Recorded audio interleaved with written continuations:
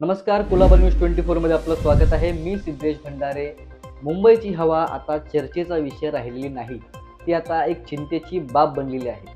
नुकतंच उच्च न्यायालयाने स्पष्ट केलं आहे, की हवेचा मॉडरेट म्हणजेच मध्यम दर्जा देखील आता स्वीकारण्यासारखा नाही. मुंबईकरांच्या आरोग्याशी होत असलेला हा खेळ थांबवण्यासाठी कोर्टाने आता कठोर भूमिका घेतली.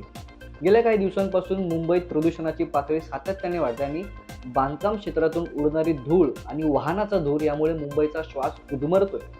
याच पार्श्वभूमीवर मुंबई उच्च न्यायालयात येत्या 23 जानेवारीला महत्त्वाची सुनावणी होणार आहे. न्यायालयाने प्रशासनाला विचारले की प्रदूषण रोखण्यासाठी नेमकी काय पावलं उचलली जात आहेत. केवळ कागदावरचे नियम आता कामाचे नाहीत, तर खरं तर कृतीची गरज आहे असं या ठिकाणी म्हटलं गेलं. 23 जानेवारीच्या सुनावणीत उच्च न्यायालय नवीन काय निर्देश देणार आणि मुंबई महापालिका यावर काय कृती आराखडा मांडणार याकडे आता सर्वांचं लक्ष लागलेलं आहे. कारण मुंबईकरांना आता फक्त आकडेवारी नको आहे, तर मोकळा श्वास घ्यायचा आहे.